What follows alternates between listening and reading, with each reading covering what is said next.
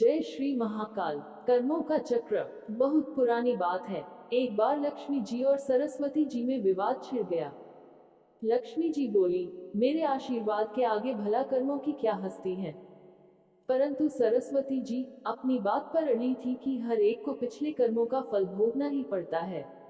दोनों में बहस छिड़ गई और अंत में लक्ष्मी जी ने कहा, हम दोनों चलकर लक्ष्मी के मंदिर में मूर्ति के पीछे छिप जाएं। वहां जो कोई भी धन की इच्छा लेकर सबसे पहले आएगा उसको मैं अपनी इच्छानुसार धन दूंगी, फिर देखूंगी कि कर्म किस प्रकार उसे दुखी होने से रोकेंगे। सरस्वती जी ने कहा, ठीक है, और आपको एक नहीं 3 मौके मिलेंगे।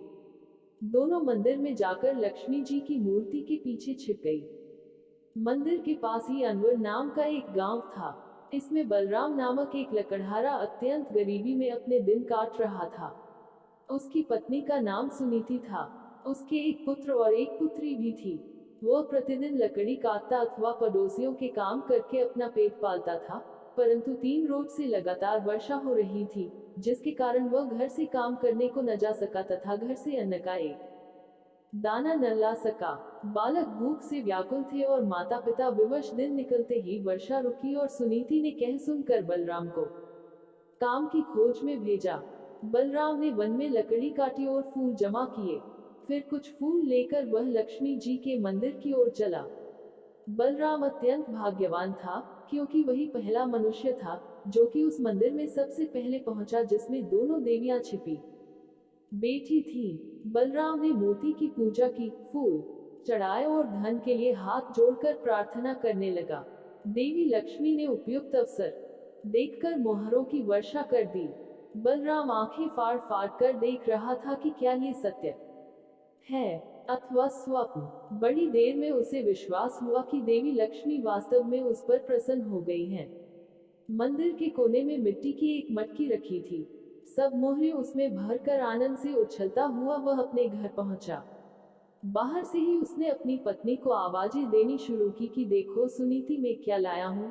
परंतु वह अपनी किसी पड़ोसन से आटा उधार मांगने गई हुई थी। वह उसे ढूंढने का दिया बाहर चल दिया। थोड़ी देर में दोनों पति पत्नी वापस आ गए। बलराम तो खुशी खुशी सब बता रहा था, परंतु सुनीति उस पर विश्वास नहीं कर रही थी। घर में आकर दोनों ने देखा कि मटकी भर अशर्फियों तो क्या, एक भी अशर्फी नहीं है। बलराम कटे पेड़ की भांति गिर पड़ा और सुनीति उसे गालियों सुनाने लगी। अब वह बोलता भी क्या, चुप पड़ा रहा। अगले दिन प्रातःकाल वह फिर देवी के मंदिर पहुंचा। लक्ष्मी सोच रही थी कि बलराम अब धनी हो गया है, अतः बहुत सारी सामग्री लाकर पूजा करेगा। परंतु बलराम ने रो रो कर सारी कथा सुनाई। अपने अब की बार देवी लक्ष्मी ने गले का मणिमुक्ताओं का हार उसके ऊपर फेंक दिया। वह अत्यंत खुश होकर वहां से चल दिया। रास्ते में उसे ध्यान आया कि कल निर्ज उसने धन मिलने पर निर्मल जल में स्नान करके पूजा नहीं की थी, शायद इसीलिए उसका कल वाला धन खो गया। ये सोचते ही वह सरोवर पर जा पहुंचा और हार को कुर्ते की जेब में भली भांति बांध कर कपड़े जल के किनारे रख दिए और नहाने को घुस गया। जब वह सूर्य की ओर मुंह करके उसे जल दे रहा था, कपड़ों की ओर उसकी कमर थी। हार जरा सा जेब में से चमक रहा था। मछली उसे कोई खाद्य वस्तु समझा चट से निगल गई। इधर बलराम स्नान से निवृत्त होकर आया तो हार को गायब देखकर रोने लगा। सब जगह उसने हार ढूंढा पर वहां हार कहाँ। घर पहुंच सरस्वती जी से कह रही थी, देखो आज बलराम नहीं आएगा, अब वह अमीर हो गया है। यह मनुष्य बड़े धूर्त होते हैं।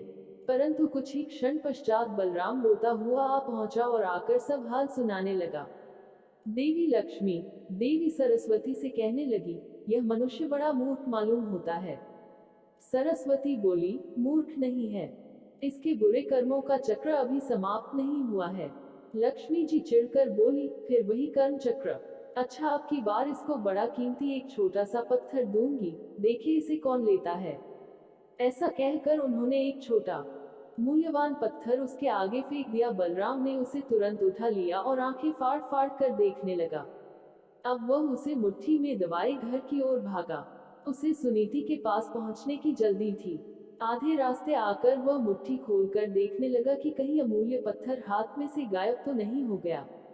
पत्थर लाल लाल चमकते देखकर एक चील उसे खान की वस्तु समझकर उसे एक ही झपाटे से छीन कर ले गई।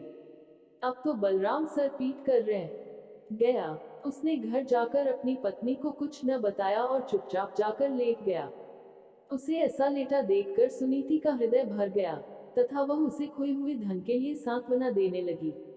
अगले दिन वह मंदिर न जाकर मजदूरी करने को चला गया, क्योंकि सुनीति को ऐसी ही इच्छा थी।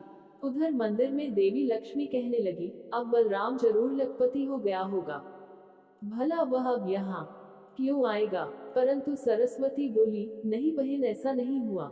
वह अभी उतना ही गरीब है और शाम को उसके बुरे कर्मों का प्रभाव समाप्त होगा, तब वह अवश्य लखपति बनेगा।